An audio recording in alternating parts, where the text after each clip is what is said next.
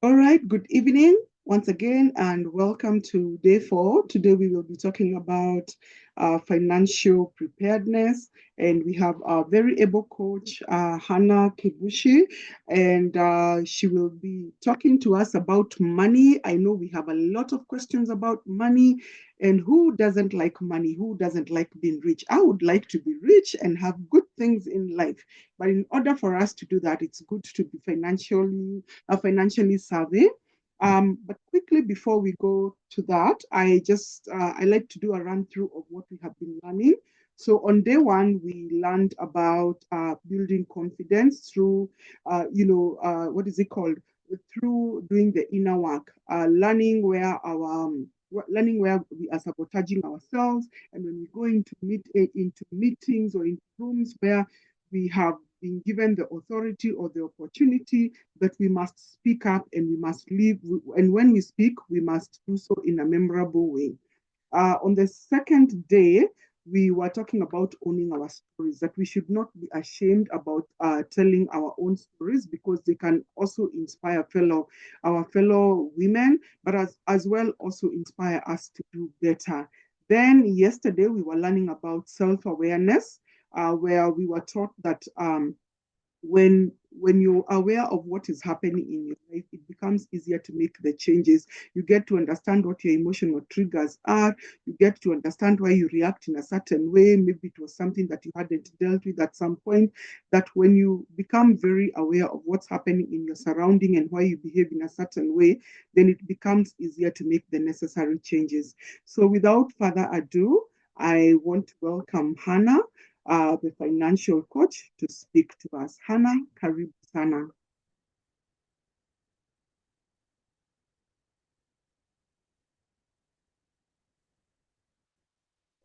Very Hannah? much. Happy to be here. Can you hear me? Yes, Wow. Can you see me? yes, yes. Awesome. Hi, ladies. Happy to be here. Happy International Women's Month. It is about us and what the Lord continues to do for us. And they say when you raise a woman and you educate her, you are able to raise a community. Because at the end of the day, we are a powerhouse. I am happy to be here once more. Please give me rights to share. I have, I have. You can Okay, proceed. super. Okay. Are you able to see my screen? Yes, yes. Okay, nice. Welcome to the Financial Clinic. I am Hannah. I'm a financial coach, and I love teaching about savings and investment and how you can secure your future. Because at the end of the day, after all is said and done, whatever you are planted in the business world or in the corporate world, whatever you're going to live from that, from our various places of work, is what you have been able to save and invest. And I am passionate about helping individuals and families secure their investments and secure their future. I'm a graduate of University of Nairobi. Sorry, I'm a graduate of University of Nairobi Business Commerce. I'm accredited by IRA. I'm just from a championship. We awarded last week of national championships for coaches in Kenya. It was an amazing event. I'm accredited with ISPAC. I'm also a CPA Hannah. I'm also a trainer of trainers on teaching families about financial freedom. And I'm very passionate about savings and investment. And I'm also a debt counselor. If you are in a lot of debt that are bombarding you, we can talk about it and come up with a plan that can help you be able to breathe better. So, welcome to my financial clinic. And I hope you have your book and paper so that we can be able to continue well with us. Now, one of the things that I do in my financial clinic, I give people homework. And the first homework I'd like to give you after this is you need to buy a financial diary. You need to buy a financial diary. What does a financial diary do for you? Um, oh, thank you for muting. Uh, what a financial will help you is it will help you focus. It will help you focus to be able to take stock of what you're doing. Money is very interesting. It needs to be taken care of. It needs to be given boundaries, and it needs to be given direction. So that's why I say it is very important when you start this financial journey, buy a very nice dowry. I usually advise a leather type. I don't know if you can be able to see mine. Okay, can you see? Is it visible? Yes.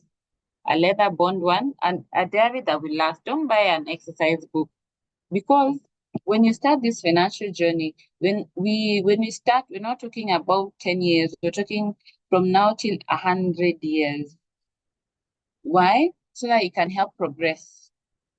Okay. So oftenly I would advise every quarter you be able to review your financial diary, see where you are, and then also take stock of your budgeting and your expenditure so that you can be able to progress. I know right now we are just from a period of receiving dividends from our circles. Some are good, some are not so good, and you realize that we oftentimes do not account or give direction to that dividend money because it is something that has come that was not budgeted for, like our normal purchasing per month. So those are the things that when you have your financial diary and you've written your financial goals, you'll be able to know where to inject these funds for your growth and to be able to preserve your family's fortune. Okay, right. Now, the process of financial planning involves you meeting your goals through day-to-day management of your finances. And I know many of you who are in corporate, you're aware that when you're given money by the organization, you have to account for every penny, for petty cash and what have you. Please put in your questions in the chat. We'll be able to look at them at the end of this presentation. So for us, it's a process. It's a daily action of what you do every day towards your goal, so that we'll be able to help you thrive, to be able to meet it. Otherwise, it will be just a story which will continue saying even when you invite me next year. But if you're able to write down those goals, and then we'll see how to articulate, try and meet them. Now, when you're doing finances, you need to remember that it is very important to have a vision. A vision helps you to be able to sit down and count the cost of where you're going. So it's very important to have a vision for yourself. After corporate life, you're going to retire. What are you going to live off? Your children are going to be probably in campus when you're retired. And then apart from that, there's a second phase of they'll be getting married. After that, there's also the phase of you need to plan how they'll get an inheritance. You need to plan how you get protection and health cover when you are old.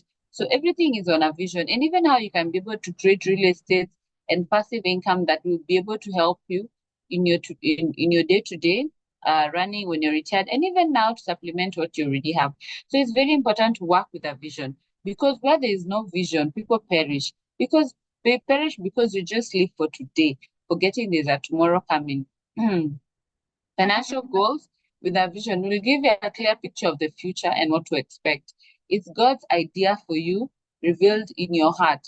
In as much as you'll have these beautiful goals, you have to submit them to God so that He may direct your path to show you if you're in the right way, or you may need to improve here or there. So it's very important to write them down, have a 1 month, have a 2 month, and also make sure you audit your expenses. I know many times when we're given money by the office, we're able to account back with petty cash. If we don't account, we are deducted from our salary. And right now, we're in the season where audit is ongoing in many companies, in both corporate and in business. But how often do you take time to audit your own life? How often do you sit down and review and re-strategize and analyze? So make your vision plain on paper, that the herald, the Holy Spirit may run with it. The Lord may energize you. He may be able to guide you and protect your plans. Now, you need to ask yourself, what after you have written those financial goals, do you know your expenditures that you need every month? Do you know? Okay, you most likely you know your income, but you'll find most of the time, if you do not have a written down budget, you may not know how much expenses you cover every month. And then with the new year, you may have gotten a pay increase. And you'll find if you do not plan for that pay increase, the expenditures will rise to match the extra income, and thus you'll not be able to see the difference. In addition to that, if you're not planning for your finances, the government is planning for you. And for the next 5 years, every year they'll continue increases your NSSF amount for a certain period of time because people are not saving for their future. So the government is gonna force you to save. Okay? So it's very important, excuse me, even as the government is forcing us to save, it is your responsibility to protect and save for yourself, all right? For those of you who have loans, you need to analyze those loans. Are they consumer loans? Consumer loans are those ones we ate mandazi, we went on holiday with, we bought a household items, or were they development loans where you're able to see a tangible thing from it and that loan is able to pay itself, okay? Then you need to sit down and analyze what is it that I own that has value in my name and who are the people that I owe, including the Mama Mboga kiosk near you. So you need to be very mindful of this. And then where is your money? Is your money in the bank earning no interest, being hit by inflation? Or have you reinvested it in a business? Or have you secured it in passive income? We are here to learn how to be managers of our own money.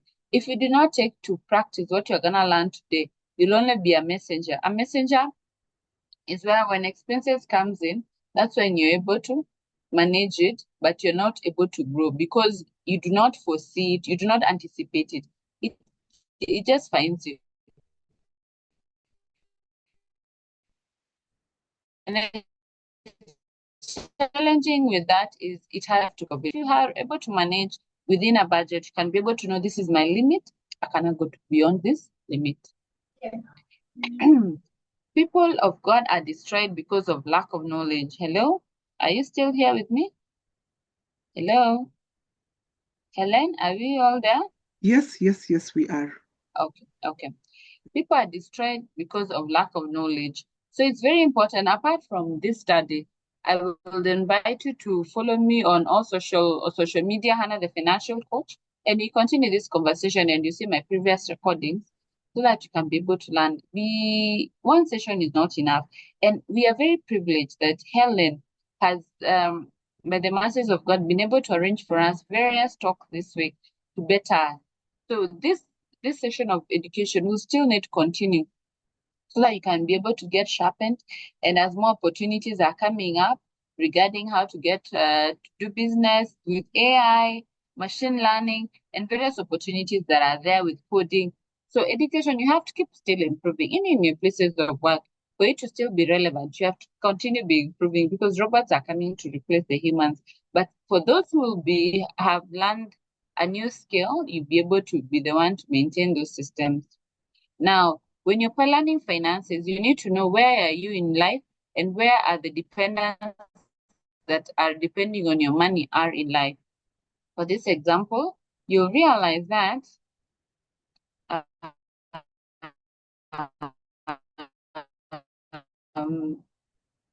with you, any child between 0 and 20, not 0, 1 and 20, are dependent on you, meaning all the expenditures are on you. So you need to know how to secure them because those are the people who are most vulnerable and are dependent on whatever income getting. And then between 21 to around 20 out, and they are at campus gaining knowledge to be able to be skilled up to enter the job market. So you need to teach them how they can be able to learn and earn. Because apart from learning, you realize that it's not a guarantee because you went to a certain through a certain educational system, you'll be able to get a job. So they do not have to wait until they graduate for them to earn. Help them to be able to start learning and earning now by looking at the challenges around them and meeting those needs, including yourself. If you're looking for a side hustle or a way to earn income, look at the challenges that are affecting the people around you, your estate, the children you have, or your children's friends. That is where the money is, okay? So this is until 60 to 65, then you go to the retirement. There are two ways of retiring. there's refined retirement where you are retired, and you find there are very many people who are retired at 60 who are still industrious and working. And then there's the other retirement, which is at 70, 80, where your body gives way and you're not able to do much. So that is just pure spending and no money coming in, which you need to account for and plan for ahead of time. Okay? So you need to know on end to end how much is your disposable income. If you're earning through a contract and it's not stable, you need to check for a whole year, like last year. How much did you make at the end of the year, and then divide by 12 to see averagely how much money you have every month, and then start planning with that in place. Okay, it also means not living beyond your means. And not living beyond your means is by accounting. When do your children go to school? Or are you able to afford the rent that you're paying? Social pressure. Are you using money influenced by the people around you? How much debt do you have? So that's to be able to help you know what's your net worth. Okay. You started the year very well with great expectation. And now we are receiving our third pay slip next week. And you need to account from the January and Feb pay slips. Were you able to save and invest so that you can be able to see growth? Otherwise, if it all came and all went, those are just stories that are remaining to be told. So let's do better as the months are continuing. This you'll continue seeing in my presentation is the journey of life. Where are your dependents? Where are the dependents behind you, and who are the dependents that are waiting on you, like our aging grandparents, our aging parents who are depending on us to take care of them. So you need to know where you are, and you need to plan better. Okay. So levels of financial statuses is that therefore emergency situation. This is a red flag, is where your expenses exceed your salary. You cannot afford yourself, meaning you have to get debt to be able to afford to complete the month, and thus you get into a debt cycle. And how you can get out of an emergency situation is by making more money. That is having an extra side hustle, or you can decide at the end of the day, I will reduce my expenses. And I find that in December, I really remove a lot of parents from private school to middle level school. Why? Because they're finding many people, especially for primary and secondary, they're spending so much money on secondary while leaving no savings for themselves. This is a very dangerous way of living, because at the end of the day, let's understand what these different educations are offering our children, and let's have a balance, okay? Because it will not mean like the way our parents raised us, that we are their retirement because they spent all their savings on taking us to amazing private school while leaving nothing behind. So we need to change that, especially for what we call black tax generation dependency. Then, if when you move from emergency situation, you move to bad situation, it's slightly improved, but also there's no growth and there's no saving. This is where all expenses meet your salary and nothing's left behind. So you're maximizing on one spot, and when opportunities come, they'll pass you by because you have nothing to give out. Good situation is where now your expenses are just slightly below your income. It's not quite there, but you still need to improve on it. And then we all aim to be at financial independence, where all our expenses are way, way below our income, and we have a threshold to save. This will be coming from maybe moving homes to a simpler home, maybe changing your children's school, or maybe doing an extra hustle so that you can be able to have some money remaining behind to be able to save for future things. Okay. Now, once you analyze your current status, you need to know where your net worth is. Your net worth is checking everything that is owned by you minus everything that you owe others. The difference is what we call the net worth. That is the value of yourself. That is the number. If you are audited today, the auditors will say you are valid at this figure. So it's very important to have a budget to guide your expenditures so that you can be able to gain choices and have intentional spending. All right. So I already talked about the net worth. The aim of your saving, you need to invest so that you can grow by creating passive incomes. And I'll show you ways we can be able to do that while still managing your corporate job. And there's money that is growing for you, even when you are not involved in terms of raising capital, in terms of getting operations or a system or somebody to manage it for you. So the aim of everything that we're learning on financial freedom and in this financial clinic is to have move from active to passive income so that you can be able to solidify your investment, have short-term saving accumulation, short-term goals where you're keeping money in a circle. And a circle is not an investment plan. A circle is able to give you options so that you can be able to borrow your future money now, because a circle will need its money back, all right? And if you're in a circle and you're not borrowing, you're doing a disservice to yourself. Why? You'll realize that we have just lost a lot of millions through the Cusco saga. Circles are managed by me and you. So it's very important for you to always have more money than the circle has from you. Why?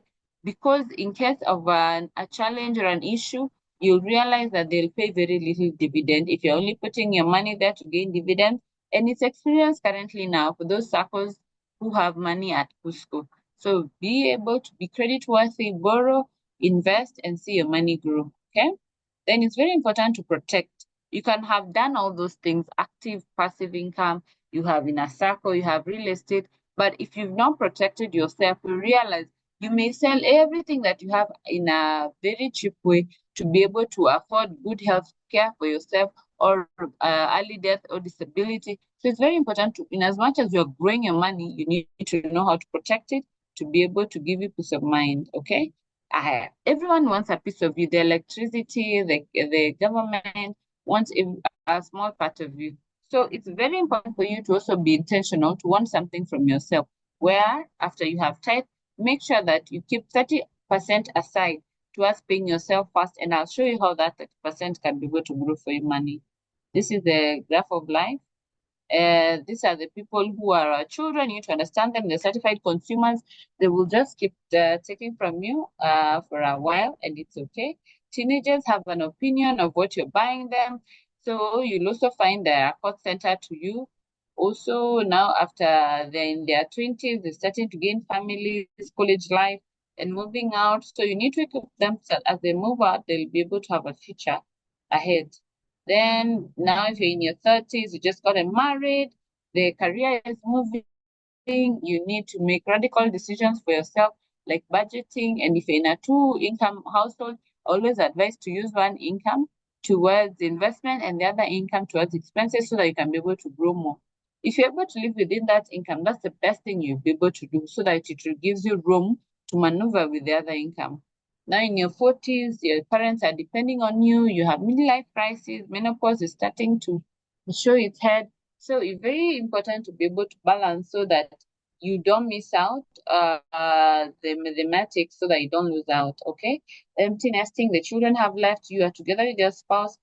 For those who are treated their spouse well, for those who have not treated their spouse well, they will leave you and go to someone who treat them well. So be very careful to be observant and be kind to your spouse because you'll need them in your retirement to take care of each other. Okay. So here you have no more income and everyone is depending on you and what you have saved and investment when you're in retirement. 70, you're just waiting for children to visit you and the grandchildren and give them stories of your conquest. So when you're doing your incomes, you need to know there are four incomes. If you're an employee, you have a job. If you're a business owner, you have system people working for you. If you're self-employed, you're everything in that organization. If you're an investor, like most of you will be, you're putting money aside and then you're enjoying the benefits of people working for you. Okay? So we say the goal of working is to be able to save and invest and secure your finances. Okay? When you're having saving, it comes as income replacement. In case you lose work, the income you had saved is what will help stand for you so that you're not embarrassed. Readjustment fund is just a provision you make for yourself that will help you in case of challenges. You'll be able to readjust and not on changing the livelihood of your home or how they're used to do things. Then immediate estate is when now you have left an inheritance that in case you're not there, your next of kin will be given something that will be able to take care of them for a while. Why? Because your income is dependent on by your spouse, is dependent on by your children. So it's very important to have immediate estates, and we call them trust fund. Then long-term builder for more money. See how you can be able to use the different savings to reduce your tax liability so you can be able to save more. Okay. Now, I told you about 30% saving. The 30% you divide it by 3, 10% totally towards emergency savings. Because now you know yourself and it's very important to secure that. And then you have the other 10% where you put in a saving or investment plan or in a circle to be able to see opportunities that you can be able to reach early.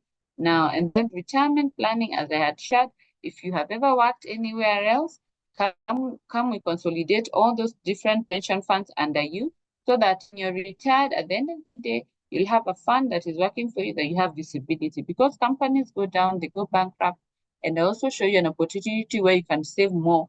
Because the amount of money that you're saving, if you are to be given back today, it will not be able to sustain your standard of living right now. Okay? So emergency saving, we save that in money market, and I partner with Free that you can be able to put aside money. If you have money in the bank account, remove it from there. Let's keep it where it's going to earn you interest, and you'll be able to access it anytime you want through different money markets. I work with CIC, Sanlam, YCA for different reasons, depending with what you want with your money. I can be able to help you open accounts there. All right. The windfalls are what we have received now during uh during the normal AGM that is going on. Okay. Educational planning, I was able to touch on that in a bit and what it means. I know most of us are in different schools for our children, but we can come arrange you so that you can be able to afford that schooling. But now for educational planning, we foresee from campus going down. Why? You realize that campus is the most expensive education right now, and there are no grants. The government is no longer subsidizing the university uh, uh, costing that was there before, like for some of us. So we start planning from campus going down to give you room to breathe. And you see the value currently of the different costing on the different courses. Medicine being the most expensive, and especially dentistry. I don't understand why. So when you calculate, you'll need around 2 million on the minimum to be able to take your child to a 4-year course. Okay. Retirement is why? Because no option to replay. Life is short, time is fast moving. Start saving now for retirement because every day is a day older. We're not getting any day younger. So let's end the financial race and be empowered. There are different ways to invest. You can invest with endowments, with profits, where they give you returns between 40 and 80, depending on the time goals you choose. And these maturities are tax-free. You protect your children for inheritance. You secure your children's schooling, ensuring that there's a guarantee for them to be able to go to school. I talked about emergency saving money market, putting a trust fund to secure all your portfolio, that you do not mismanaged by other people, and you do not need any much introduction to any of these things. You can be able to reach out to me and I'll be able to assist you. Please write all your questions in the comment section. I'll be able to attend to them. Back to studio to Helen. Please tell us more. All right. Studio Helen, Wow. yes. Yes. Thank you. Thank you so much. I think you moved very fast and but it was very, very, very insightful. I have learned quite a bit. I was actually writing notes.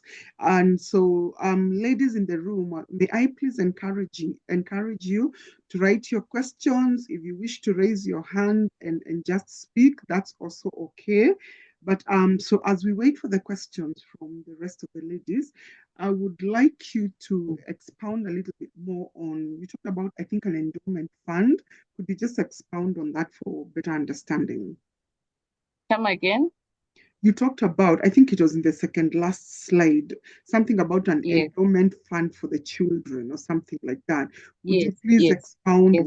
on what that is? It's an investment. It's an investment plan you do with various investment insurance companies where you keep money and then it gains for you good returns. The minimum being 40% if you keep your money for 10 years. If you want money less than 10 years, maybe 5 years, the returns are almost half that. So it's a way to discipline save. Why? Because money needs boundaries and money needs intentionality. If you do not have intention with your money, you realize that you're not able to save. And money needs you first to plan its savings first before you expense. If you expense fast before you save, you realize you don't have much to save at the end of the day. So these are different options that are able to work for you to help you with your goals and growth. So it's very important to know where you are in life so that you can be able to see with your timeline. So we'll be able to work with you, see what works for you. But the beauty with this is that the maturities are tax free, and also it will help you gain a tax relief from your pay as you earn. That's the only thing you can be able to reduce your taxes currently. Why has the government allowed it? Because there's no serikali idea. The government actually wants you to save. All governments of the world, and you'll be very surprised, especially in the Asian countries, that they save 60% of their income. That's why you find they are so frugal. People sitting on the floor. People, when you look at the K-drama and the Chinese drama movies and soap operas, they live very frugal so that they can be able to gain options for themselves. And this will allow you space to breathe. So I recommend 30% of what you earn is yours to save, 10% in emergency saving, 10% in children saving, 10% in retirement. Why? When you accumulate money, opportunities are able to open up for you more.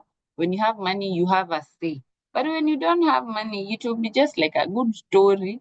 Okay, and then you move on. So please, let's be intentional about setting aside money for ourselves, where you can be able to get maximum benefit so that you can be able to thrive. I see there's a question here about black tax. Yes, I put it there because I think sometimes it's a term that often comes up a lot in our communities and financial Yes. conversations. So Mhm. maybe you could also expound a little bit more on that. I love black tax, but I love black tax, but I view it differently. First of all, we are not messiah. We are not messiahs. Why? Because if you are not there, will the people be able to eat and drink? Yes, they would. However, we are called to honor, we are called to take care of those who are related to us. How? In our budget template, for those who want me to share a budget template they could work with, leave your name and your email and phone number. I'll be able to send you either on WhatsApp or on email, whichever you prefer. We put that 5% of whatever you earn should go back to the people you consider as your father and mother or your guardian. Why? Black tax will help open doors for you that you knew not of. And I usually change it perception from black tax to love tax. Why? Because the Lord loves a cheerful giver. Even if you pay all your savings to your next of kin and the people you love, and you give it gradually, it will not bless you. It will not help. You rather not give, or give what you can be able to give cheerfully. Okay, so I say 5% of whatever you earn, you give as love tax to the people you consider your guardian. Why? Because the Lord has said in His word that honor your father and mother in the Lord. For this is right, and it will be well with you, and you shall live a long life. I know we lost a very amazing leader of our country last week, and they were buried. And this was a very rich man. If he had the powers to buy more life, I kid you not, he could have been able to buy it. And you realize one of the ways to be able to get more life and buy more life is by honoring those you call guardian, those who raised you as parents, those you honor, you honor, and we're not paying them back. We're not able to pay the scars that we went through CS or other surgeries. But when you honor them, it opens doors for you. It often honors doors of blessing. It opens doors for long life. So please, that is one way you look at black tax as honor, and you give what you are cheerfully able to give. Secondly, you're not the Messiah. Even if you took all the resources you had and gave it to all your friends and family, they'll still not be satisfied. They'll still expect more in the next month. So have a budget towards taking care of that. And for me, I say 5% to parents, you need another 2.5 to give to those who you consider your community. That's for the baby showers, the haram,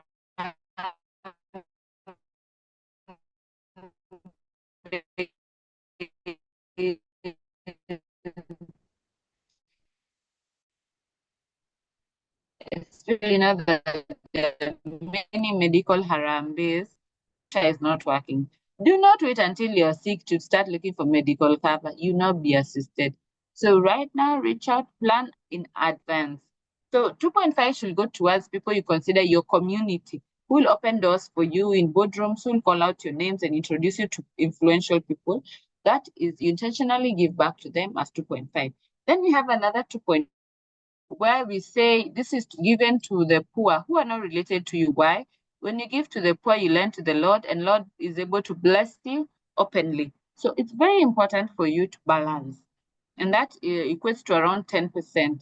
And when you're able to take that 10%, you'll be able to see your own benefit and growth. So for those who you find you're feeding your siblings, you're feeding the community, put a stop, put boundaries, put a capping, and communicate that capping. If it's a communication to your parents, tell them I can only be help you new to this much. If it's your siblings, to this much. But do not give your everything.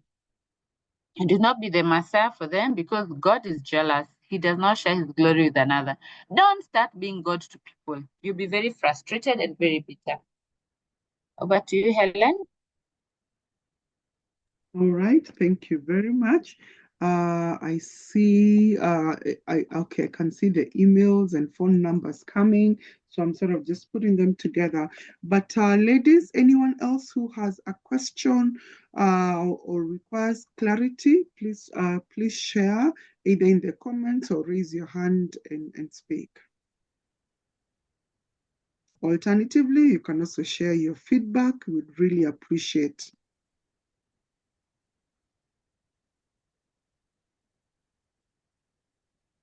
Okay. Mhm. Anyone who wants to share?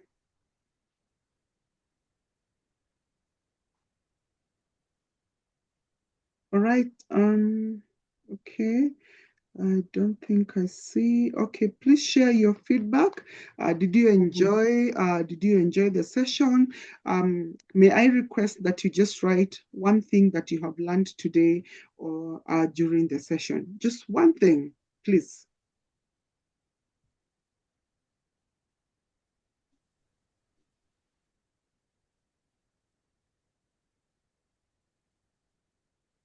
As they comment and open their mic, maybe I can take us quickly through debt. It's one of the things that is affecting us globally.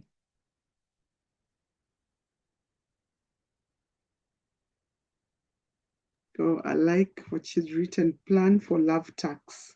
Okay, nice way to look at the black tax. I think even for me, I had a totally different picture of black tax. Alice, that was from Lillian. Alice says, this was quite insightful.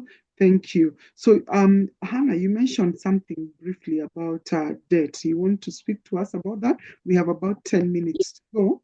So maybe you can just share that. Debt is a blessing. I love debt. But you have to do your calculations. Why? You find that most of the rich people, especially the rich countries and the conglomerates, use debt to create wealth. Do not take debt to start a business. Debt is used to accelerate a business, especially being that the theme of the International Women's Day is acceleration action. Is to use debt to progress yourself, but do not take debt and take yourself for a holiday, or use debt to take yourself to hospital and all those things. Why? You realize that debt is not your money. It is money owed. And if you do not pay it, you find that it becomes a balloon that will not help you. And you'll find that now that countries are talking to each other, there's something called credit worthiness. If you have debt in one country, no sooner than you'll not be able to move to any other country without if you have low credit scores. So be very careful on how you're taking debt and how you're managing the debt, because dawa ya mkopo ni kulipa. So you have to manage your debt, you have to be faithful, but also look at your mathematics. If the debt you're taking is to progress and accelerate yourself and the numbers are working, please, by all means, take it. So be very careful, choose debt for wealth. And I look forward, Helen, inviting me again to be able to maneuver on debt. I'll be able to teach you how you can use debt to be able to pay it off, and how you can be able to use sell debt. I love selling debt. I have helped so many people sell debt, and selling debt is easy. It's just that we don't have knowledge on it. Okay, so write all your debts down. If you know the financial diary homework that I gave you, write all your debts down, all of them, and then start paying from the smallest debt, so that it will give you confidence that you can have breathing space to be able to pay more. Start reducing it without accumulating any more debt. Otherwise, the debt will embarrass you. They will call your family and friends telling them to tell you to pay off your debt. So be very careful with that. And if you have, yes, that's the snowball method, Helen. And then if you have a debt with close family members and even banks, go and ask for forgiveness if you're not in a position to pay. And I've been able to do that with some clients of mine who had debt with one of the local banks, and we're able to waiver off interest, and where they're able to pay only the principal. Be confident to ask. Ask for forgiveness of interest if truly, and you can provide evidence that you do not have a way of paying that debt, but you're willing to work out a plan to pay the principal. Because at the end of the day, the banks want their money back, okay? Also, see if you're in a bank loan, try and get a SACCO loan, and then use the SACCO loan to pay off the bank loan, so that there's a difference of interest. Currently, in this current government, we do not have a capping on interest with banks. Before, the Kibaki and Uhuru government, there was a capping on interest rate, so the banks will not haphazardly increase their interest rate. So it's very important to be very careful on debt. I love debt, as I said, but do your mathematics right and it will work for you. Otherwise, do not take debt to it. It will embarrass you. Just do your mathematics, see where challenges are, and meet the needs. Thank you. All right, thank you so much, Hannah. We have about 8 minutes to go. Anyone with a question so far? Okay, if not, maybe if you haven't shared your feedback, you could also do that. Oh yeah, there's a question here from Abija. This is so she writes, this is a good step in the right direction. What do you think of chamas? Okay. My friends, know your why. Do not do things for the sake of doing things. Know your why. What is the purpose of this shama? Am I just saving money to be able to get it back at the end of the year as is? Or am I saving so that we are creating social capital? Or we're going to use this money to be able to gain more, a bigger debt, and we're going to help each other pay to be able to create equity for ourselves. So if you're doing a chama for the sake of saving as an investment plan, a chama is not an investment plan. Can we help you arrange investment plans that are credible and that are watertight? Chamas is a social club where we go there, distress, and chase away dementia while making ourselves happy. So you find that the money that you saved in Chama in January, by December, that money has lost value by the current inflation rate. So be very careful on what is the purpose of your Chama. If the purpose of your Chama is investment, if you're not using that money to gain more money, then it's a loss. Sorry for the noise. My nation is at my door. So be very careful to look at the numbers, or you'll find that you're only helping the banks grow, or you're helping whoever is saving the money. So know the direction of your chama, understand the why. The why will fuel the vehicle, okay? And with this, I have been able to remove so many ladies from many chamas. Why? When you look at when we look at their budget, they're in like 5 chamas. And when you look at what the return on investment on those chamas are, there's most of them they have none, especially people who are in business. So if you're looking for a social club, yes, it's very important to have those chama as social clubs, but define from the word go, you know that's the purpose. And then in your portfolio, can we do good investments that will help your money grow peacefully? Because we've also had episodes of people saving, and then when it's their time to receive the merry-go-round, people are not there. So chama is not an investment plan if the why was just to keep each other warm. So be vigilant, be wise. All right. I don't see any other question. Oh, this is something I probably forgot to mention even in the previous sessions. Please note all recordings will be available by the end of the week on the Mawaida Hub channel. You can actually see the logo on my, on my on the screen. So just look for the same on YouTube. You should be able to find everything as from hopefully Friday, tomorrow, Friday, and Saturday. I will do my best to load everything and I will put them as they are so that if there's anything that you missed, you can be able to take notes. So I think without further ado, I would like to end this session.